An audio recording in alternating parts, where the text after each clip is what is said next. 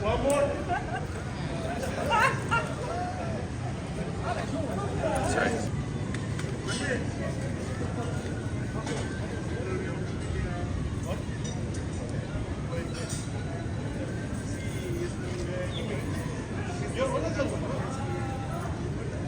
It's a new channel. Now it's a